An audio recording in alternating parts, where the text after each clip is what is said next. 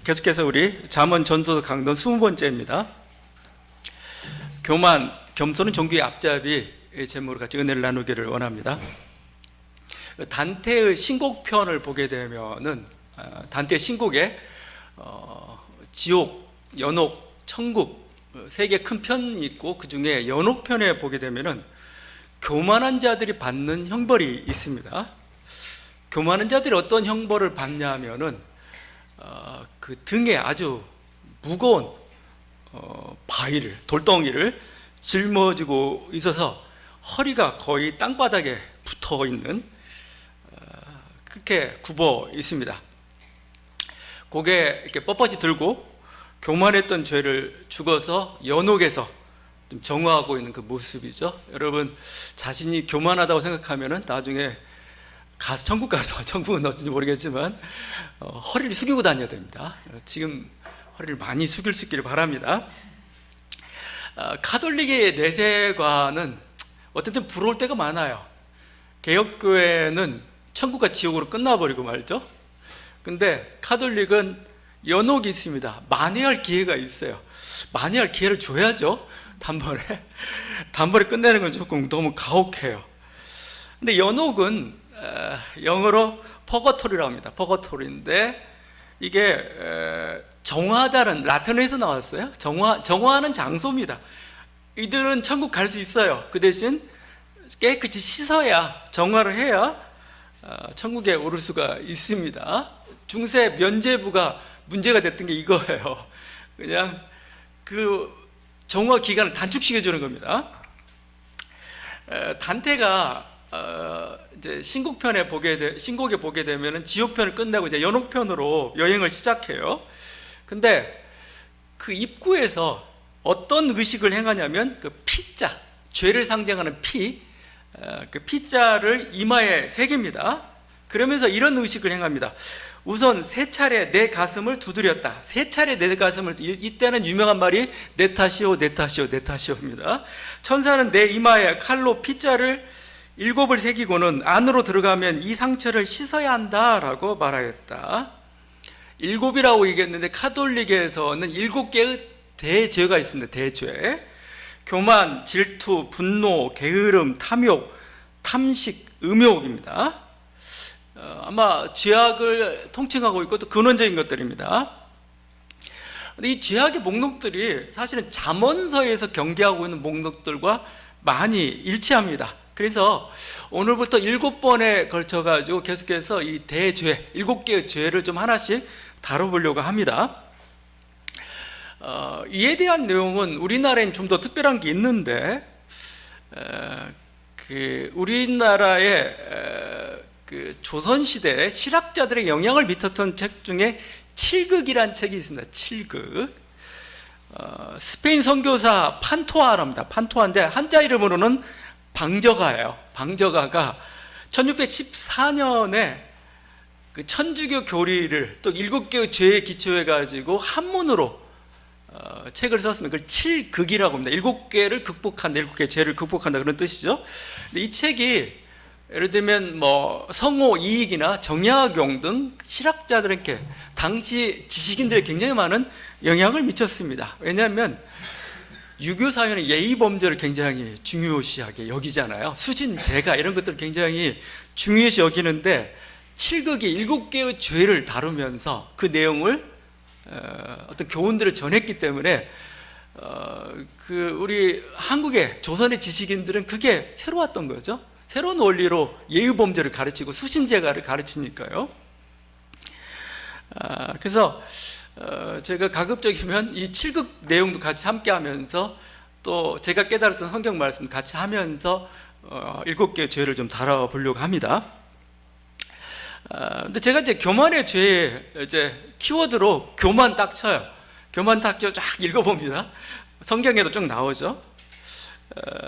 근데 하여튼 이게 겸손도 한번 딱 치고 읽어봅니다. 그럼 이제 거기 내용도 쫙 나오죠. 우리나라에서는 막 겸손은 대단한 거죠. 어떤 도덕, 유교 성인이 가장 갖춰야 될 가장 대표적인 덕목 중 하나가 겸손입니다. 겸양지덕 이렇게 얘기하죠. 겸양지덕을 강조하죠. 근데 제가 하여튼 칠극에서나 성경에서나 이런 동양에서나 얘기하는 것들을 교만하라, 겸손하라 이런 얘기들을, 교만하지 말라, 겸손하라 이런 교훈들을 생각하면 묵상 들었던 생각이 뭐였었냐면은 교만은 다른 게 아니고 강자에게 주는 경계구나 이겁니다. 약자가 아닙니다. 겸손은 이미 실력이나 지위를 가진 자에게 필요한 덕목이다 이렇게 깨달아졌어요. 그러니까 이제 막 인생의 첫 시작 단계인 그 청년, 가난한 자, 약자에게는 겸손이 필요 없습니다. 겸손이 덕목이 아니에요. 이거 집어치워야 돼요. 이건 겸손이 아니에요. 가난한 자의 겸손, 약자의 겸손, 청년의 겸손은 뭘까요? 비굴함입니다. 그건 겸손이 아니에요. 그건 비굴함이에요. 그건 교만이 중요한 덕목들이 있어요. 교만은 누구한테 중요하냐? 지위와 능력을 가진 사람에게 중요한 거예요. 오히려 가난한 자는 좀 교만할 필요가 있습니다. 그러고 보면 저는 매우 겸손한 사람이에요. 제가 보니까. 왜냐하면 가진 게 별로 없어요. 여러분 어떻게 생각할지 모르겠는데 이 작은 교회 하고 있죠. 뭐 노회나 총회, 뭐 학교에서 그렇게 지위가 높은 게 아니에요. 그러니까 항상 저는 겸손 모드입니다. 앉아서 누가 와 나 인사를 먼저 해야 되고 악수를 먼저 청해야 되고 그런 거예요.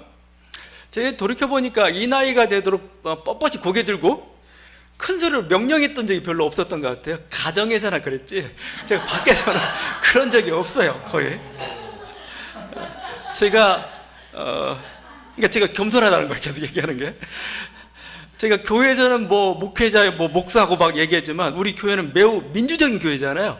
교만할 수가 없어요. 여기는 여러분 어떻게 생각할지 모르겠는데 교만할 수가 없어요. 교만은 뭐냐면 무언가 가진 자에게 요구된다는 겁니다. 저는 그래서 가난한 자나 약자는 교만이라고 부르지 말고 그것은 자존심인 겁니다. 그건 겸손이 아니고 그건 비굴해요. 오히려 그들에게 있어서는 오히려 교만한 자에게 겸손이, 그러니까 강자에게 겸손이 필요하고 교만해서는 안 된다, 이게 필요합니다. 이 겸손이라는 건 사실은 그래서 현대 사회에서는 적합하지 않은 좀 전근대적 윤리가 되었어요. 옛날에는 그 정도 그렇게 중요한 윤리가 되는지 모르겠지만 현대 사회는 아니에요. 왜냐하면 현대 사회에서는 적극적으로 자기를 드러내야 돼요. 그래야 세상이 알아주죠. 세상이 쓰죠. 그걸 내가 능력이 있어, 내가 머리가 좋다는 것을 알려야 세상이 그걸 알아보고 중용하든지 대우를 할 거 아니에요. 그러니까 우리 오랜 그 속담처럼 격언처럼 들리는 게 내려오는 게 벼는 익을수록 고개를 숙인다 이런 말 하죠. 그건 좀 익고 난 다음에 하고 얘기해요. 높은 자리에 올라서 얘기하세요. 그냥 아직 높지도 않고 지금 막 싹이 나고 자랄 땐 뻣뻣해야 돼요. 쭉 하늘 향해서 쭉 뻗어야 됩니다.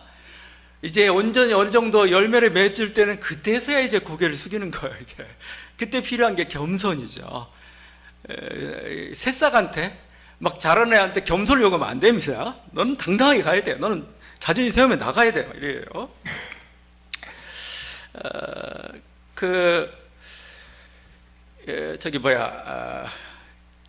요즘 그 유튜브 시사 채널 중에 김어준의 뉴스공장이 있습니다. 그 제목이 겸손은 힘들다예요. 겸손은 힘들다.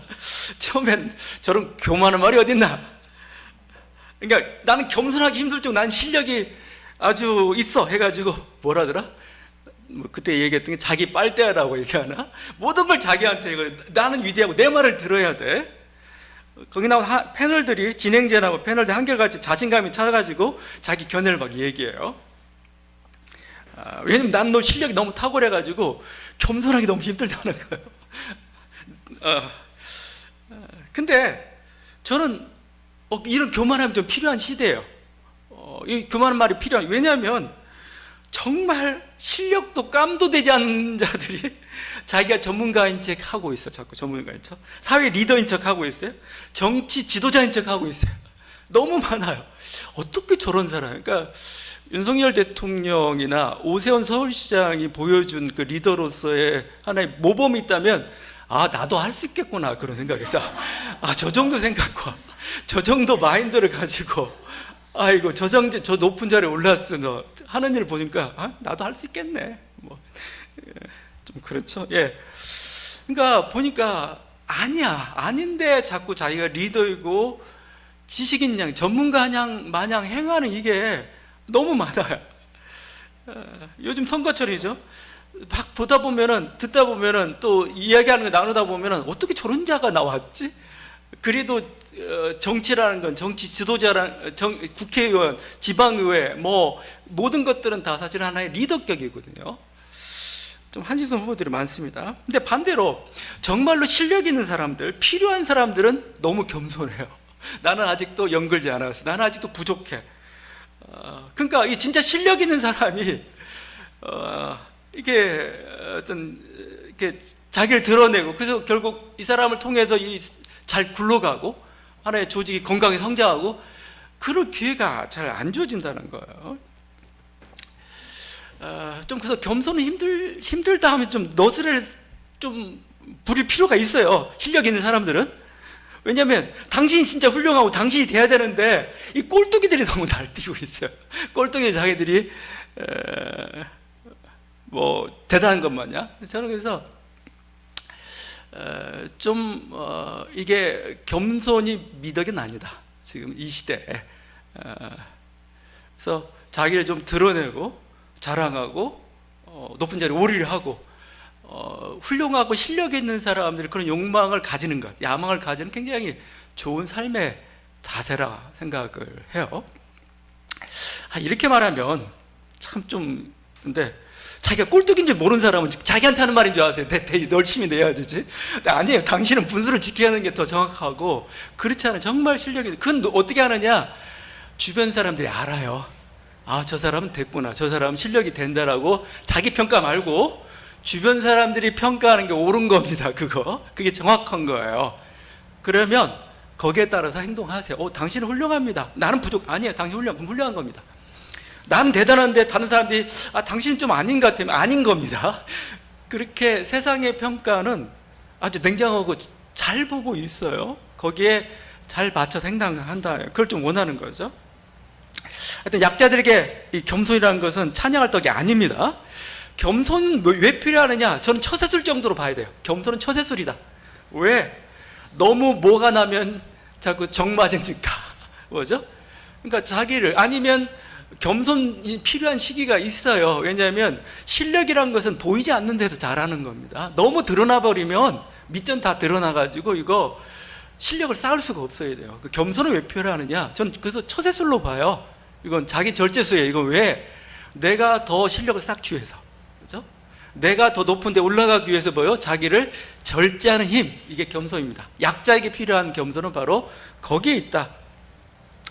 그러니까 어떻게 보면 또 이건 신앙적으로 표현하면 신앙적으로 표현하면 뭐냐? 신앙적으로는 하나님의 때를 기다리는 게 겸손입니다. 하나님의 때. 왜냐하면 그 모든 건 하나님이 결정하시고 또 하나님께서 뜻하시는 바가 있기 때문에 하나님의 때가 언제인지를 바라보면서 이렇게 있는 것, 참는 것, 저는 이게 겸손이라고 봐요. 자기가 나서지 않고. 겸손은 뭐예요? 강자한테 요구되는 거예요. 권력을 쥔 자들에게 사실은 요구되는 게 진짜 겸손의 그거라고 봅니다. 그래서 이 교만이 뭔지를 좀 더 살펴봤습니다. 교만이라는 게 뭐냐, 이게 진짜. 우리가 죄라고 할 때 교만한 죄. 근데 여러분은 보니까 교만한 사람 아무도 없어요. 제가 보니까 교만한 죄는 좀 죄송합니다. 좀 뭔가 높은 권력자에게 요구되는 덕목이라서 그래요. 제가 지금 얘기하는 게. 그래서 교만은 뭐냐? 첫 번째, 자기 한계와 분수를 모르는 것이 교만입니다. 내 한계가 있고 내 분수가 있어요. 그걸 뛰어넘으려는 것, 이게 바로 교만입니다. 성경에서는 이것을 원죄의 핵심으로 보고 있습니다. 원죄의 핵심, 원죄의 동기가 뭐가 있느냐? 교만이에요. 이걸 헬라어로 휘브리스입니다. 휘브리스는 이 성경에서 원죄, 아주 중요한, 모든 어떤 죄 중에 가장 결정적인 죄일 뿐만 아니라 헬라 철학에도 굉장히 중요해요. 휘브리스죠. 자기의 부르심이 있어요. 목적이 있어요. 목적을 벗어나서 그 위의 것을 추구하는 것을 휘브리스라고 얘기합니다. 그 아담과 하와가 창세기 보게 되면은 선악과를 따먹었죠. 선악과. 이 선악과를 따먹은 게 무슨 죄냐 이거예요? 뭐 하나님 명령을 어겼어. 이래서 죄인가? 너무 단순하죠? 왜 그들이 그냥 그걸 따먹었는가? 보암직하고 먹음직해서 따먹었는가? 아니요. 사탄이 이렇게 얘기고 성경이 이렇게 얘기합니다. 사탄이 뭐라고 얘기하면 너희가 그것을 먹는 날엔 너희 눈이 밝아져 하나님과 같이 되리라 합니다. 하나님과 같이. 인간이지? 그러니까 유한한 인간이지? 아니야. 너 무한한 인간, 무한한 존재가 될 수가 있어. 창세기 3장 22절입니다. 보라, 이 사람이 선악을 하는 일에 우리 중 하나같이 되었으니, 신처럼 되었으니, 이런 뜻이죠. 그러니까 결국 보암직 먹음직이 아니고 그 근본 동기는 뭐야? 신과 같이 되고 싶어. 난 하나님과 같이 되고 싶어. 어떤 신에 대한 도전이에요. 신에 대한 도전. 아니면 자기 경계를 이탈하는 겁니다. 이거 인간됨을 이탈하는 그 순간이에요. 이것을 교만이라고 얘기합니다. 하늘에 그 영적 존재들의 타락이 있었죠. 우리가 뭐 사탄이라는 존재는 원래 천사였다고 하잖아요. 사탄이 천사장 루시퍼였다고 합니다. 루시퍼. 근데 그들이 왜 타락을 했느냐? 그들이 3분의 1이 타락을 해가지고 그들이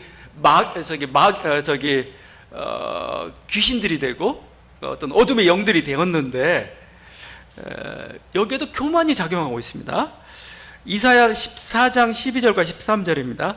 너 아침의 아들 계명성이여 어찌 그리 하늘에서 떨어졌으며 너 열국을 엎은 자여 어찌 그리 땅에 찍혔는고 네가 네 마음에 이르기를 내가 하늘에 올라 하나님의 무별 위에 내 자리를 높이리라 내가 북극 지폐의 산 위에 앉으리라. 하나님 자리에 내가 앉겠다 이겁니다. 교만이라고 합니다. 교만. 자신의 정한 한계, 천사로서 천사 한계, 인간으로서 인간의 한계, 자기 자리가 있어요. 이걸 뛰어넘으려고 할 때 자기 역할이 있어요. 자기 어떤 능력이 있어요. 자기 분수가 있어요.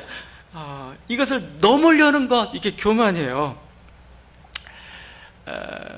우리가 그 나이 50을 지천명이라고 합니다. 지천명. 하늘의 뜻을 아는 나이라고 얘기해요. 그러니까 50이란 나이가 왜 지천명이 되었을까? 뭔가 자기 인생 경험을 하다 보니까 하늘의 뜻을 알아요, 이제. 그럼 하늘의 뜻이 뭐냐면 하나님의 어떤 부르심입니다. 부르심. 그러니까 나를 통해서, 그러니까 어떤 무엇이 하나님의 뜻인가라고 할 때 옳고 그름을 얘기하면 그건 배우면 되잖아요. 옳고 그름 정도가 아니고 내가 무슨 일을 해야 되는지, 내가 어떤 사람인지를 아는 게 지천명이에요. 근데 이 50이란 나이는 또 어떻게 보면 굉장히 위험한 나이일 수도 있죠. 왜냐면 자기 분수를 알아야 되는데 분수를 모르고 또 설칠 때가 있어요. 50에 넘어지면 일어나기 힘듭니다. 젊었을 때 넘어지면 다 일어날 수가 있는데 자꾸 나이 들어서 넘어지면 일어나기 힘들어요.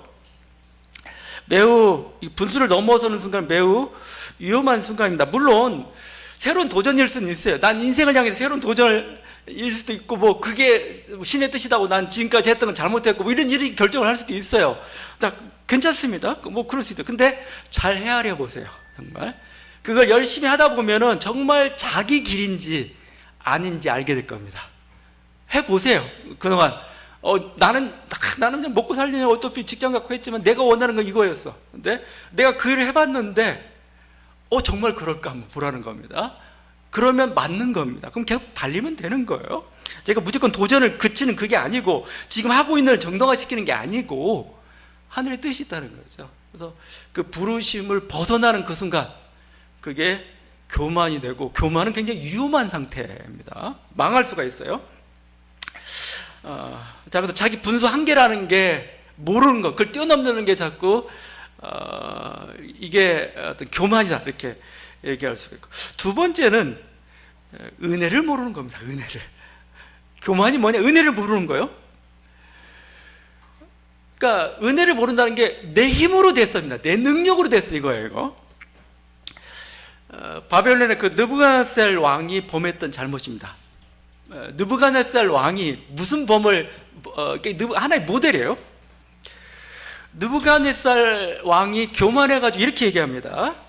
나 왕이 말하여 이르되 이 큰 바벨론은 내가 능력과 권세로 건설하여 나의 도성으로 삼고 이것으로 내 위엄의 영광을 나타낸 것이 아니냐. 다니엘 4장 30절입니다.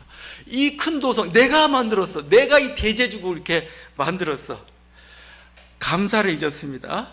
자기 능력을 자랑합니다. 그러자 하나님 바로 심판을 내립니다. 어떤 심판을 내리냐면은 느부갓네살 왕이 7년 동안 7회 동안 미쳐버려요. 미쳐가지고 들판을 막 헤맵니다. 들짐승과 함께 살면서 막 소처럼 풀을 뜯어먹습니다. 그때 다니엘이 그 느부갓네살 왕은 바벨론의 거의 절대 통치자, 가장 강성했던 시대죠.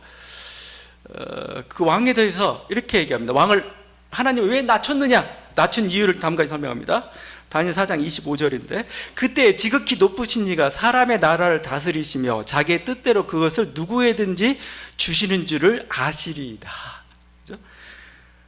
자기 뜻대로 네가 왕해. 이 나라를 다스려. 이거죠? 주권자가 우리가 나라와 권세와 영광을 아버지께 영원히 쌓옵나고 고백할 때 나라가 누구야? 하나님이 주권자라는 거예요. 주권자가 너에게 임명한다 이거죠. 근데 세상 왕들이 마치 권력과 영광이 자기에게 있는 것처럼 마구 권력을 행사할 때 이거 은혜를 모른다고 표현할 수가 있죠. 내가 어떤 자리 높은 자리에 올랐어요. 내가 큰 돈을 벌었어요. 사업에 성공했어요. 내 재주만이 아닙니다. 요즘 이거요. 내 능력만 그렇게 돼. 왜냐하면 모두 다 그러려고 노력을 했어요. 그런데 안 된 사람도 있어요. 그게 밤새도 노력하는 사람 많아요. 근데 안 된 사람이 있습니다. 왜 그럴까? 운이라고 합니다. 그걸 누가 망하고 싶어서 하는 사람이 어디 있어요. 근데 나는 조금 했는데 됐어요. 운이라고 해요. 세상에서는 뭐 정치인들은 항상 말끝마다 하는 게 국민의 뜻이래. 국민이 당신을 뽑아준 거예요. 그냥 운이 좋아서 성공했다는 건 뭐죠? 하늘이 도왔다는 뜻입니다. 하늘이 세웠다는 겁니다. 이게 그러니까 뭐요? 그렇게 부르심을 받았기 때문에 기본적인 모두가 은혜와 감사예요. 하나님 감사합니다. 저에게 이런 복을 주셔서 감사합니다. 근데 감사를 잊어버려요. 은혜를 잊어버려요. 이게 교만이에요. 교만. 자기 자랑으로 가고 자기 영광으로 가고 자기 아래에 있는 사람을 무시하고 경멸하죠. 그게 지금 이게 우리 능력주의 사회가 가지고 있는 문제예요. 내 능력으로 아니요. 자기 능력 아니에요. 우리 대한민국에는 시스템이 있어요. 하나의 어떤 그 시장이란 구조가 있어요. 또 여러 가지 어떤 사람들의 희생이 있었어요. 그 바탕에서 나는 그 자리에 오른 거예요. 나 혼자 된 거 절대 아니에요. 여러분이 아프리카 땅 어디면 아니면 저 남극에 떨어졌다고 봐요. 거기서 태어났다고 봐요. 어떻게 여러분이 그 부를 이룰 수가 있어요? 아무리 노력해도 안 되죠. 이미 태어난 것 자체부터가 그게 운이고 그게 이미 은혜를 받은 거예요. 그죠? 이 은혜의식을 놓치는 것, 그것을 우리가 취했다고 합니다. 취했다고. 능력주의 빠지고. 그래서 결국 민심을 잃게 되고, 민심을 잃으면 천심을 잃는 거나 마찬가지죠. 똑같은. 그럼 그 자리에 떨어지는 겁니다. 그래서 항상 우리가 은혜와 감사의식을 가지고 살아가는 것, 이걸 모르는 게 교만이에요. 내 능력으로 되었어 하는 순간 교만입니다. 그 사도행전에 보게 되면은 그 헤롯 왕이 있어요. 헤롯 왕이 막 연설을 했는데 명연설을 했어요. 근데 막 이건 신의 목소리다. 신의 목소리. 그러니까 근데 왕이 하나님께 영광을 안 돌리다가 어떻게 됩니까? 사도행전 12장에 충이 먹어 죽어버렸습니다. 하나님 심판을 받은 거죠. 그러니까 분명히 신의 감동을 했는데 마치 이런 명연설은 내가 하는 거지 막 이런 겁니다. 여러분, 그래서 우리가 시나 예전에 고대 서사시를 읽을 때 제일 첫 구절이 뭔지 아세요? 제일 첫 구절 나오는 게 미주의 여신이여 나를 감동시켜서 당신이 행한 업적을 찬양케 하고 이렇게 되는 겁니다. 그러니까 내가 시를 읊을 수가 없어요.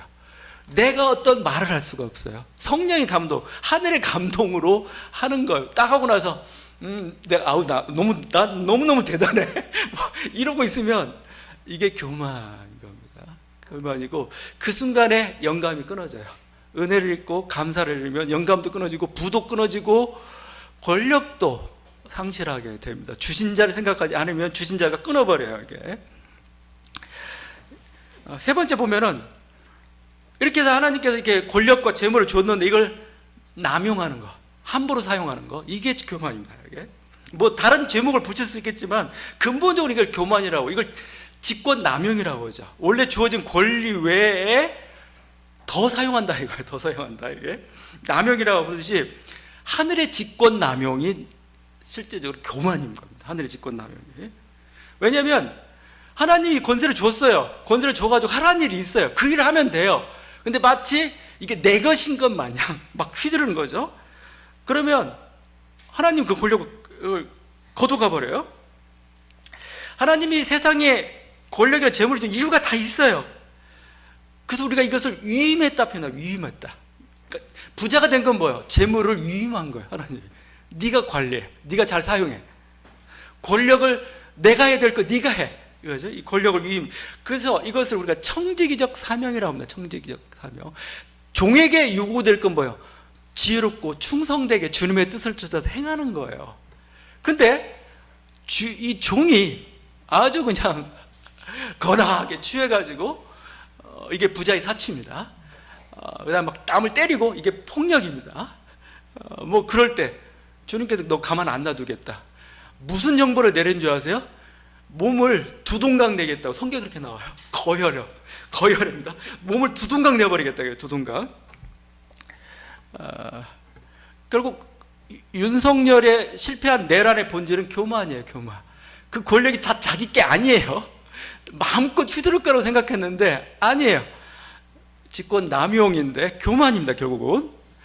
지금 미국과 이란 전쟁을 일으킨 이 트럼프의 죄가 뭘까? 저는 근본적으로 교만의 죄라고 봅니다. 넌 교만하구나. 교만하다. 마치 이 파워가 자기 것 마냥 막 전횡을 휘둘러요. 자기 뜻을 강요하기 위해서. 그렇게 함부로 남용하는 거, 이게 교만이에요. 성경에서 교만을 계속 탓하잖아요. 왜 탓하는지 아세요? 주로 교만의 대상이 누구냐면은 어떤 제국주의 국가들, 권력자들이에요. 바로가 아니면 바벨론의 왕들이 교만하는 말들 씁니다. 왜?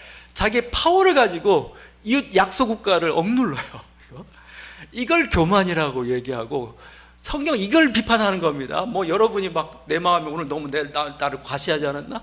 자랑하지 않았나? 아니에요. 그건 아무것도 상관없어요. 그건 그냥 유교에서 성인 군자로서의 그게 필요할지 모르겠는데 그건 상관없어요. 성경 별로 관심 없어요. 그래 잘난 체? 뭐 해라. 뭐 별로 없어요. 근데 왕이 잘난 체 하면 이건 불의로 갑니다. 폭력으로 갑니다. 그건 위험한 겁니다. 그건 아니다라고 얘기하는 게 지금 대부분의 성경이고 이렇게 되는 거죠. 부자가 겸손해야 되죠. 부자의 겸손은 뭐예요? 돈을 마구 쓰는 게 아니에요. 사치하면 안 됩니다. 사치하면 안 되죠. 자기 쓸 만큼만 써야 돼요. 쓸 만큼만. 필요한 만큼만 써야 돼요. 그럼 돈은 뭐야? 나머지는 나눔으로, 환원으로 가야 됩니다. 이렇게 사치를 절제하고 나눔, 이게 부자의 겸손이에요. 그냥 말이 공손하고 그게 아니에요. 말은 공손한데 돈 가지고 모든 자랑질을 다 하고 있어. 겸손한 게 아닙니다. 말은 좀 거만하고 팅팅 노는데 돈으로 정말 사람들을 이렇게 대해서 잘 사용해. 그럼 겸손한 사람입니다. 그 사람은 진짜. 이 부자가 겸손하면 어떤 일이 발생하는, 오늘 말씀처럼 존귀가 따라와요. 존귀가. 우리나라 사회에 필요한 게 존경받는 부자입니다. 우리 한국 사회 뭐가 필요하냐? 존경받는 부자가 필요해요. 존경받는 부자는 존귀하면서도 영구하게 부자로 남을 겁니다. 우리가 근대화 시기 뭔가 컴퓨터와 인터넷이 출몰하던 어떤 1990년대 20세기 초 21세기 초, 지금 또 AI 시대, 역사에 변한 게 신흥 부자들이 출몰하고 있어요. 계속 신흥 부자가 출몰합니다. 근데 한국에서도 새로운 부자들이 많이 만들어졌죠. 그 사이에. 뭐 네이버, 뭐 카카오부터 시작해가지고 21세기 들어와서 나온 것들입니다. 컴퓨터 옛날 한글, 무슨 벤처 기업들 해가지고 이렇게 어느 정도 성장시킨. 근데 우리가 문제가 뭐냐면 존경받는 부자가 없어요. 존경받는 부자. 왜? 부자의 겸손이 안 나타나기 때문에 그냥 치부만 하고 있죠. 우리는 존경받는 부자가 필요합니다. 예전에 우리 386, 지금도 386 세대가 좀 비난을 많이 받아요. 왜냐면, 그러니까 386 세대, 옛날 같으면 그랬죠. 지금은 386이 아니라 86 세대라고도 하죠. 그러니까 60년대 출생해가지고 80년대 학번을 거쳤던 그 세력들을 지금은 거의 사회의 주도권을 다 장악하게, 이재명 대통령 마찬가지고, 뭐 넓게는 저는 이재용 회장도 여기 들어간다고 봅니다, 무조건. 그래서 근데 386, 86 세대가 이제 모든 권력을 장악했습니다. 그래서 그럼 권력을 장악한 게 잘못이냐? 아니에요. 그게 잘못 아닙니다. 그 나이대가 됐고 그 능력의 위치에서 뭔가 이렇게 해야 될 때가 된 거예요. 잘한 겁니다. 정상적인 과정이고 그때 비난할 필요는 없어요.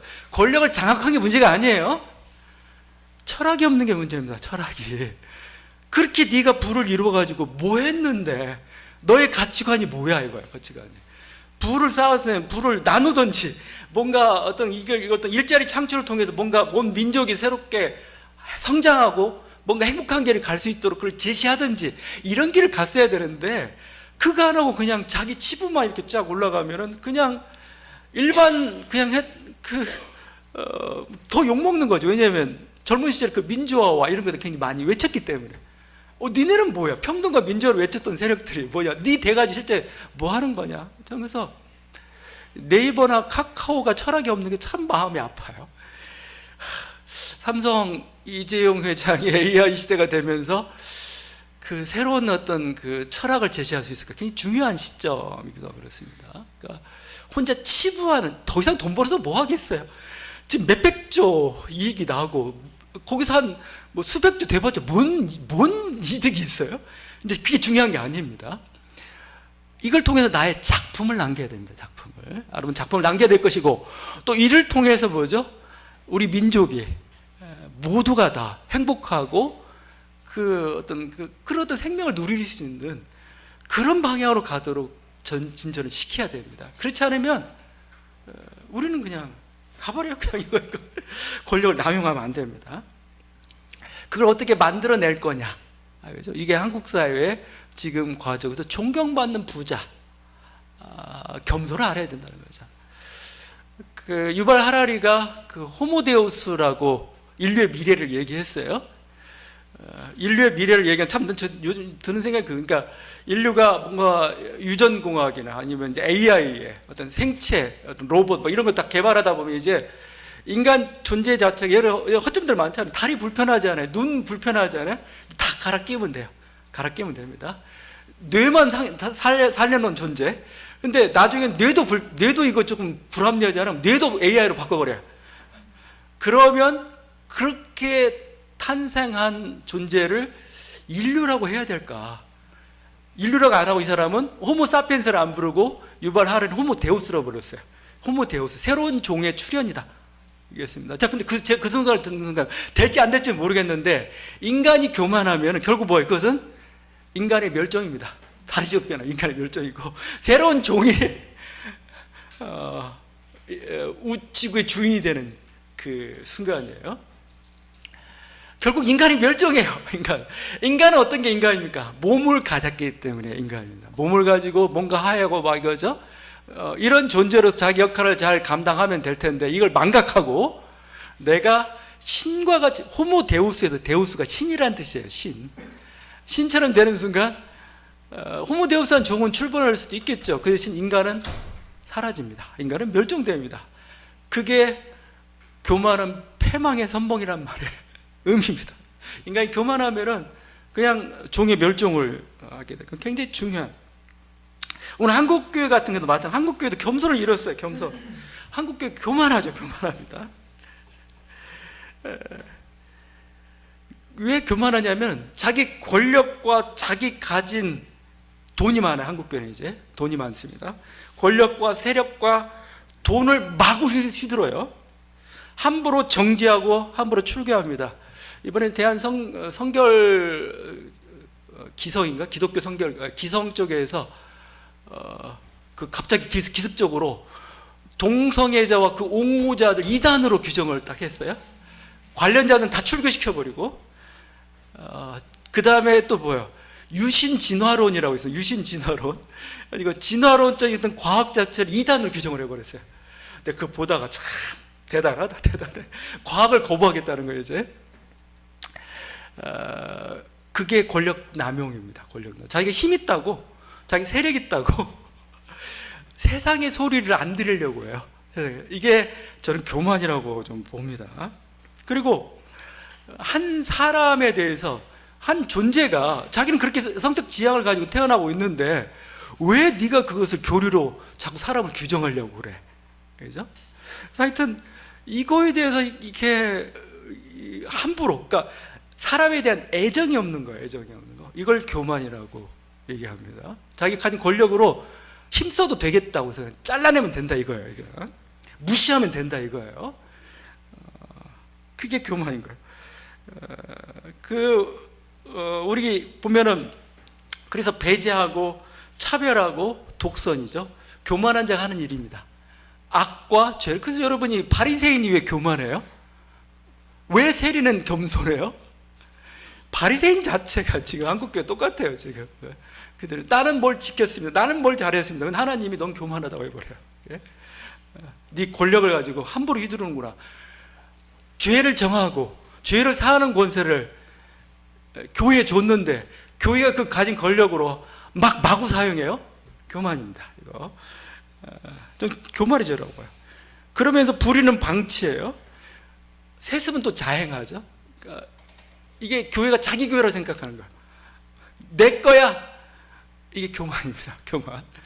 넌 종인데, 이건 내 교회, 그리스도의 교회인데, 주님의 교회인데 네 교회라고? 그게 교만인 거죠. 자기가 가진 권력을 함부로 쓰고 하면은 하나님이 그 권력을 회수합니다. 그게 만일은 소금입니다. 한국교회는 지금 교만의 죄를 하다 보니까 한국교회의 죄가 뭘까? 교만의 죄구나. 트럼프의 죄가 뭘까? 교만의 죄구나. 자꾸 이 교만들을 회개하지 않으면은 겸손해야 됩니다. 오히려 강자들이.